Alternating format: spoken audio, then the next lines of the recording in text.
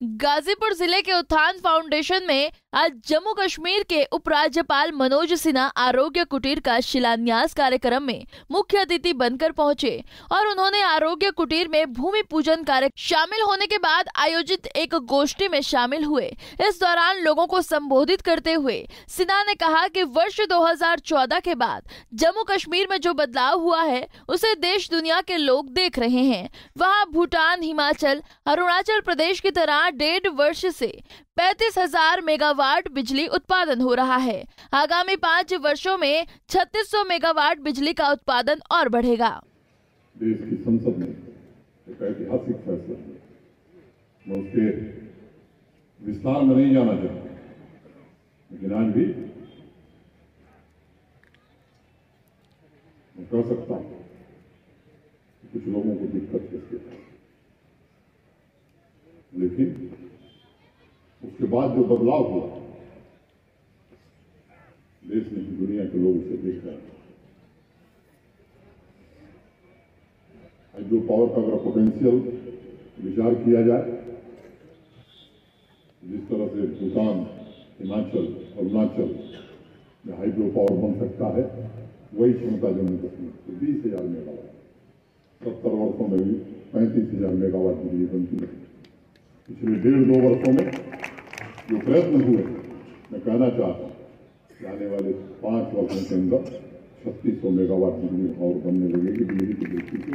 सिन्हा ने कहा कि जम्मू कश्मीर से आतंकवाद समाप्त हो रहा है और हालात सुधर रहे हैं। जरूरत पड़ने पर दूसरे क्षेत्र में घुसकर भी कार्रवाई की जाएगी। कश्मीरी पंडितों के कब्जा किए आधे घर खाली करा लिए गए हैं। आजादी के बाद अगर पूर्ववर्ती सरकारों ने सीमावर्ती राज्यों पर ध्यान दिया होता तो आज ये हालात नहीं होते। आत्मनिर्भर हो जाए, किसानों की आमदनी दोगुनी 2022 तक करनी है। मुझे बताते हुए आपको खुशी है कि जम्मू कश्मीर के 90% किसानों की आमदनी दोगुनी से ज्यादा हो गई।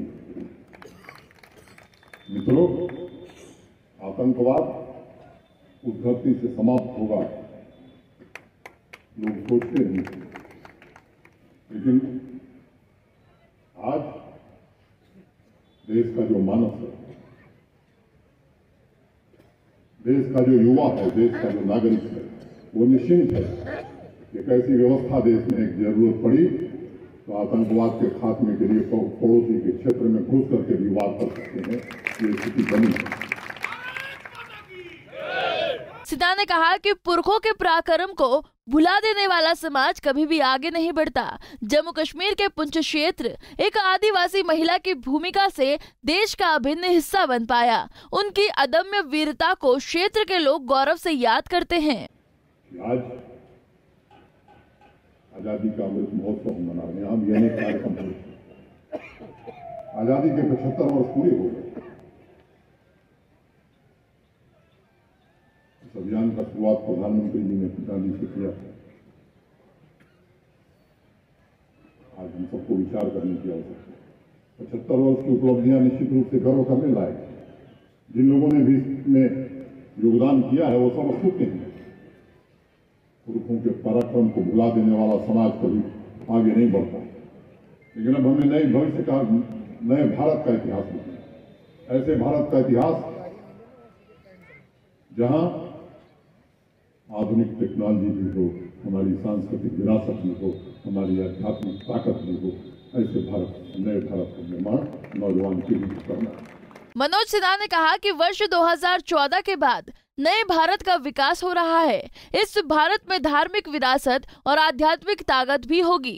दुनिया में भारत की पहचान बौद्धिक क्षमता के कारण ही रही है। तो वहीं यूपी में भी पिछले 5 वर्ष में बड़ा बदलाव आया है जो चारों तरफ दिखाई पड़ रहा है। मैं पूर्णतः सहमत हूँ। प्रभावी और विकसित भारत के निर्माण में देश के अंतिम व्यक्ति का संपूर्ण उत्थान और सहभागिता ये अनिवार्य भी है, आवश्यक भी है। और इस सहभागिता का बिगुल आपके कारण मई के अंतिम सप्ताह में 2014 में बजा। जिम्मेदारी से एक बात कहना चाहूंगा कि अगर देश में एकजुटता की कोई ताकत है, आज निश्चित रूप से आप महसूस कर रहे हैं वो भारत के प्रधानमंत्री। इस देश में दशकों तक विद्यार्थी काल से हमने भी नारे सुने हैं, आपने भी अनेक नारे सुने हैं। अभी गरीबी हटाई जा रही है, हर व्यक्ति को रोटी कपड़ा मकान दिया जा रहा है, कृषि प्रधान देश के किसानों की तकलीफ को दूर किया जा रहा है, नौजवानों महिलाओं के सपनों को पूरा करने का भरोसा दिया जा रहा है। कभी बीमारू राज्य के रूप में गिना जाने वाला यूपी नीति आयोग की रैंकिंग में अपना स्थान बना रहा है। प्रदेश की दिशाहीनता का माहौल पहली बार समाप्त हुआ। अनेक वर्षों के विकास की कतारों में खड़े आखिरी लोगों के लिए सिर्फ नारेबाजी हुई, उनको फायदा पहुंचाने की कोशिश नहीं की गई। गरीबों को गरीबी से मुक्ति दिलाने का अनेक बार आश्वासन दिया जा रहा है, लेकिन आज विचार करिए वास्तविकता में हुआ क्या नारों ने घोटालों का सहारा लेकर के समाज को छलने का काम किया। डॉक्टर राम मनोहर लोहिया कहा करते कि सांप को छेड़ना नहीं चाहिए और अगर छेड़ दिया तो छोड़ना भी नहीं चाहिए। इस देश में मैं समझता हूं अनेक वर्षों तक चंद लोगों ने हर जरूरी मुद्दों को छेड़ा तो, लेकिन फिर उसे छोड़ दिया।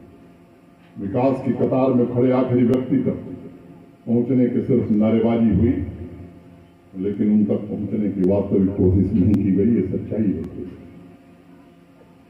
हाँ, जैसा आज मुनि जी ने कहा, पिछले 7 वर्षों में बड़ा बदलाव आया।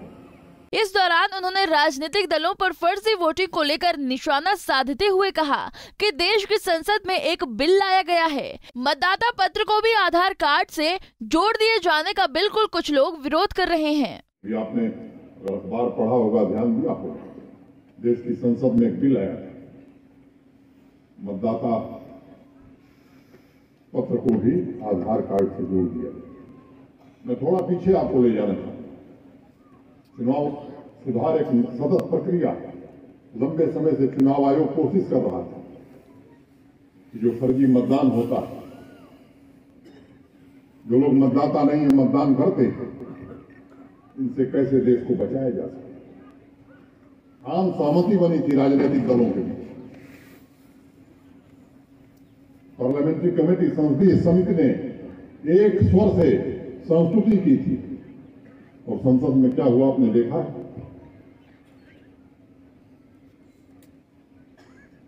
आखिर कौन लोग हैं जो नहीं चाहते हैं कि ट्रांसपेरेंट व्यवस्था, पारदर्शी व्यवस्था इस देश में चले। ये विचार करने की आवश्यकता है। सिन्हा ने कहा कि मेरे मन में गाजीपुर के लिए शांति, सौहार्द, संपन्नता, सामाजिक न्याय और विकास की ज्योति अभी भी जलती है। आपको टेलीविजन और सोशल मीडिया पर जो आवाज सुनाई देती है वो असल में गाजीपुर का गर्जन है। दिल्ली, जम्मू कश्मीर या कहीं भी रहूं, मेरे दिल में गाजीपुर की चिंगारी चलती है। इससे पूर्व उन्होंने सहरमाडीह के किनवार कीर्ति स्तंभ का उद्घाटन किया। गाजीपुर से अनिल कुमार की रिपोर्ट।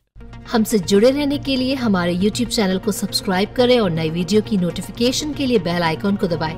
अगर आप ये वीडियो Facebook पर देख रहे हैं तो लाइक जरूर करें और ज्यादा से ज्यादा शेयर करें। धन्यवाद।